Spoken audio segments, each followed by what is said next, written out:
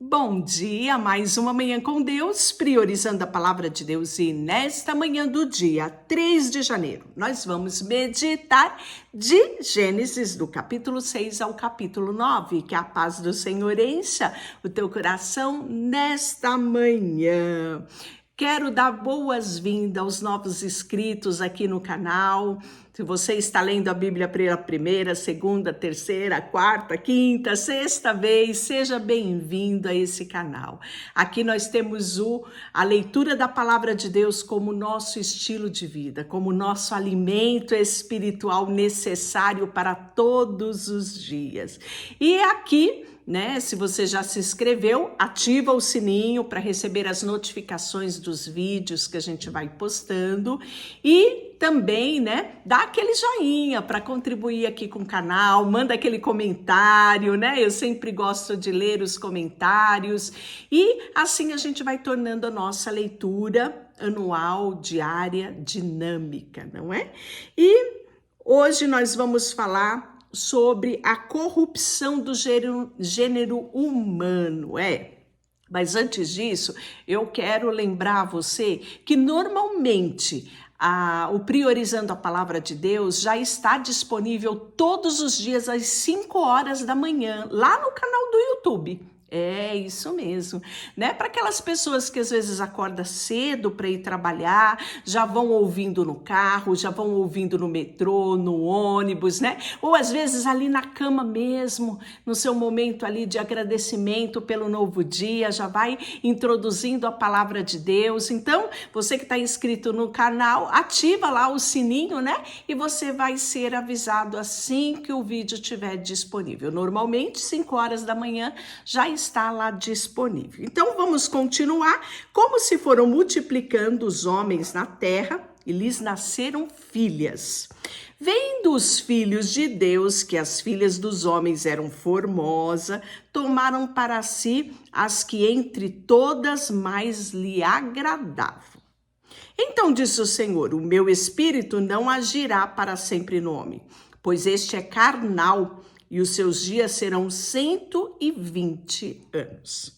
Então aqui Deus vai colocar, meio que uma média de anos de vivência dos homens. Nós ontem, no devocional de ontem, nós vimos, por exemplo, Metusalém, que foi o homem que viveu uma quantidade maior de anos aqui na Terra.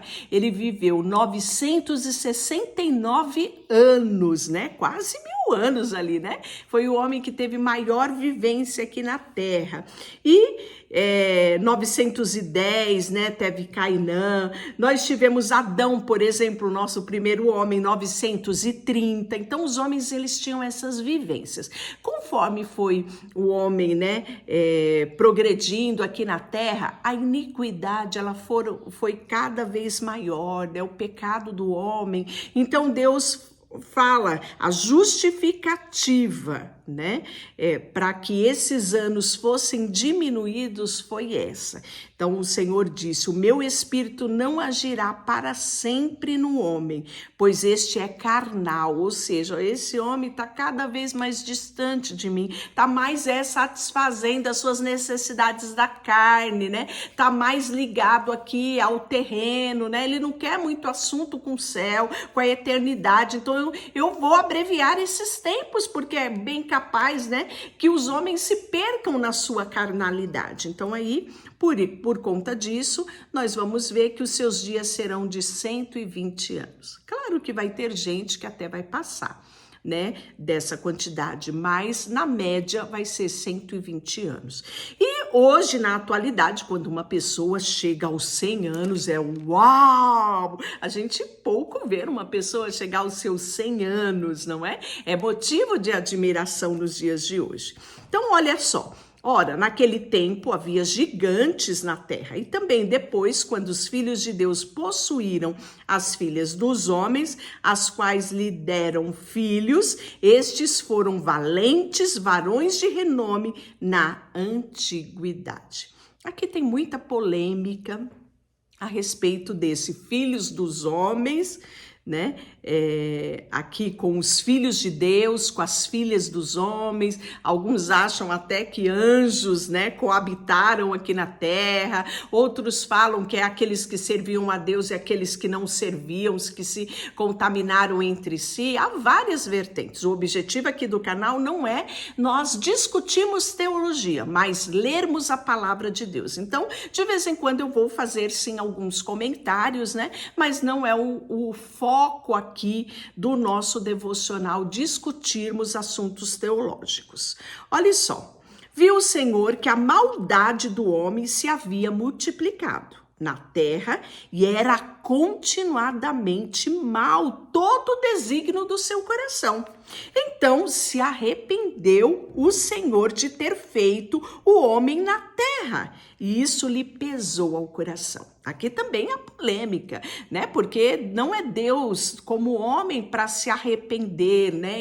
E a gente tem texto que fala a respeito disso, não é Deus como filho do homem, como os filhos aqui dos homens, né? Que se arrepende, que se dão ao arrependimento, que Deus não volta atrás, né? Então temos muitos comentários, muitas vertentes a respeito disso. O importante é nós olharmos aqui, e se arrependeu o Senhor. Aqui na nossa linguagem popular, no nosso português, a única palavra mais próximo daquele sentimento que Deus teve foi essa: arrependeu-se o Senhor, né? Mas não vamos comparar Deus com os nossos sentimentos humanos, né? A verdade que eu creio que Deus olhou e se decepcionou um pouco com o homem, não é? Porque o texto fala que pesou ao coração, ou seja, diante da grandiosidade de Deus, né? Daquilo que é eterno, que é tão valioso, o homem se apegava tanto a coisas aqui da terra e se afastava do seu Criador. Disse o Senhor: farei desaparecer da face da terra o homem que criei, o homem, o animal, o réptil, a ave do céu, porque me arrependo de haver feito. Então Deus ficou aqui no nível de decepção com esse homem, né? Que falou: não, essa maldade dele está insustentável. Eu vou fazer algo, eu vou intervir nessa história, né? E aí Deus achou um homem que era diferente da grande maioria, Noé. Olha o que Deus fala a respeito dele. Porém, Noé achou graça diante de Deus. E eu quero te convidar para que na atualidade, em tempos de grande maldade, você seja como Noé. Ache graça diante de Deus nos seus dias aqui na terra, né? Eis a história de Noé. Noé era um homem justo, então aqui está nos dando a dica, né? De como achar graça diante de Deus. Noé era um homem justo, íntegro entre os seus contemporâneos. Sabe o melhor aqui? Vem agora. Noé andava com Deus. Então, olha só, qual é a característica para você achar graça diante de Deus? Você ser justo, íntegro nas suas atitudes, nos seus relacionamentos, nos seus negócios. Só que falta mais um detalhe, talvez, né, aqui seja o mais importante. Os demais são consequência desse segredo aqui. Noé andava com Deus. E aí ele gerou filhos, Sem, Cã, Jafé. Então, Noé teve 3 filhos. Esses filhos, né, eles cresceram, eles se casaram, né? Nós vamos ver aqui no texto bíblico. Na terra estava corrompida à vista de Deus, cheia de violência. Viu Deus a terra e que estava corrompida, porque todos os seres viventes haviam corrompido o seu caminho na terra. Então disse Deus a Noé: resolvi dar cabo de toda a carne, de toda a humanidade, porque na terra está cheia de violência dos homens. Eis que farei perecer juntamente com a terra. Faze uma arca com tábuas de cipreste. Nela farás compartimento e calefetarás com betume por dentro e por fora. Então era um reboco, né? Esse betume aí, ele fez um reboco e permeabilizou a madeira de cipreste para que ela se tornasse, né, aquilo que você sabe que a potência, né, a arquitetura que era, né, a Arca de Noé. Tecnologia dos céus, compartilhada na terra. Olha só, deste modo a farás de 300 côvados, ou seja, Deus deu a Noé os centímetros, a largura, o comprimento, os compartimentos, tudo que ele devia fazer. Farás ao seu redor uma abertura de um côvado de altura, a porta da arca, aonde ela deveria ser posicionada, os pavimentos, está tudo aqui, detalhe por detalhe.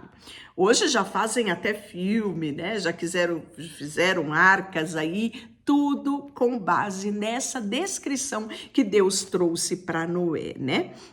E aí ele fala, contigo estabelecerei a minha aliança, entrarás na arca, tu, teus filhos, tua mulher e as mulheres dos teus filhos, né? De tudo o que vive, de toda a carne, 2 de cada espécie, macho e fêmea, farás entrar na arca para conservares vivos contigo. Então, 2 de cada animal. Claro que tinha alguns aqui que eram exceções, né? Então, você vai ver aqui que Deus vai levarás contigo tudo que se come, ajunta contigo, ser-te-á para alimento a ti e para eles. Então, tinha que ter alimento também para os animais e para os humanos que iam estar ali. Assim fez Noé, de acordo com tudo que Deus lhe ordenara. Então, Deus olhou para Noé e uma outra característica que não está lá, mas que é nítido aqui, Noé era obediente. Ele não questionou a Deus. Ele não achou, Deus, mas eu acho que isso não vai dar certo. Não, ele era um homem que confiou, ele era um homem obediente, ele era um homem dedicado. Olha quantas características que Noé ele pode nos ensinar.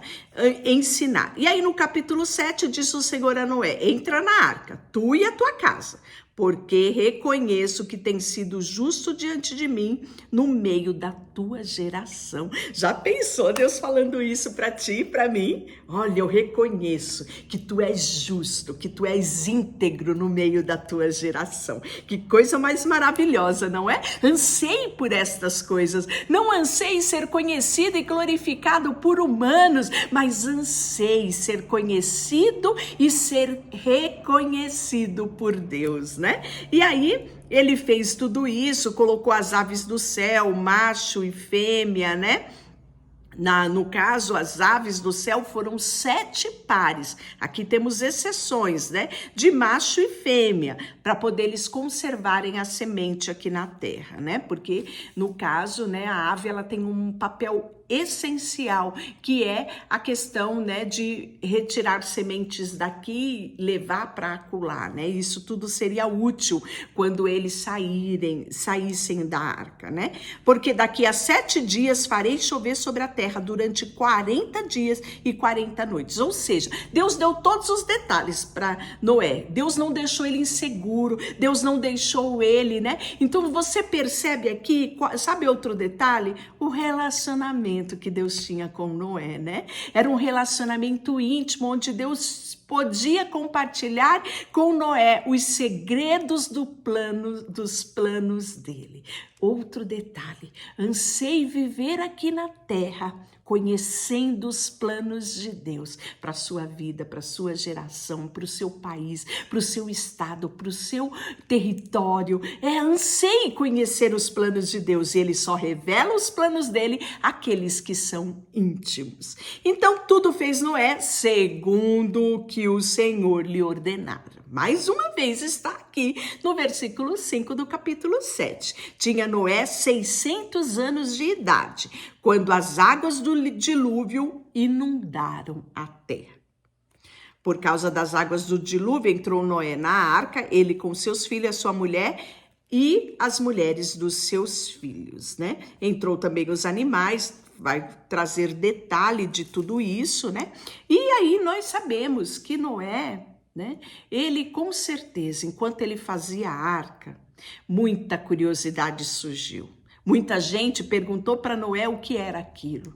E com certeza Noé avisou a todos eles sobre o planejamento dos céus, o planejamento do Eterno, do Criador, o que Deus ia fazer. Então, toda aquela geração teve tempo de se arrepender dos seus pecados e se voltar para Deus, né? Mas assim não o fizeram. E nós vamos ver que o dilúvio, né, a duração do dilúvio foi 365 dias, ou seja, um ano inteiro.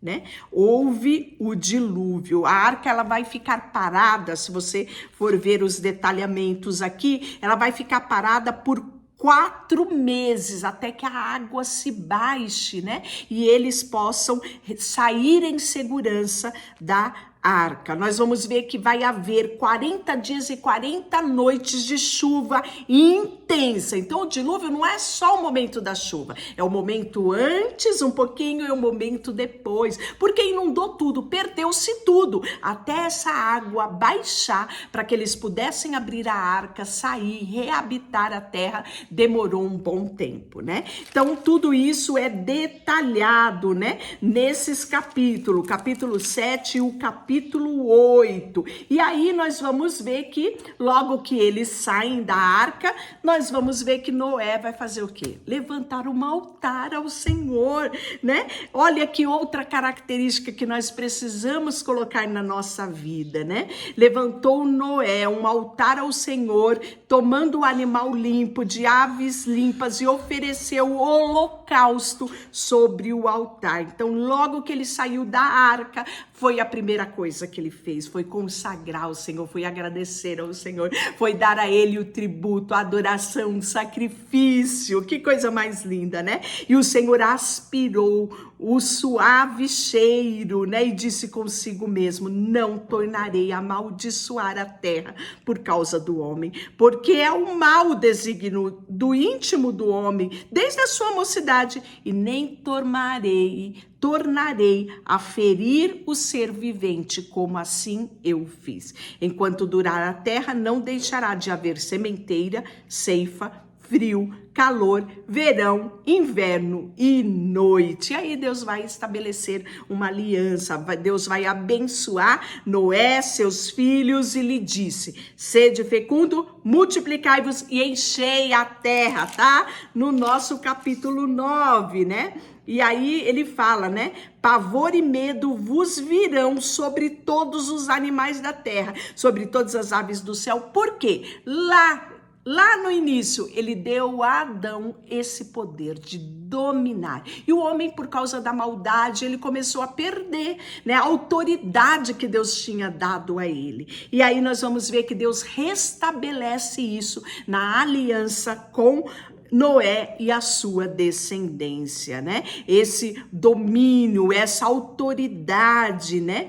Que ele faz aqui. E, novamente, no versículo 7, ele diz, né?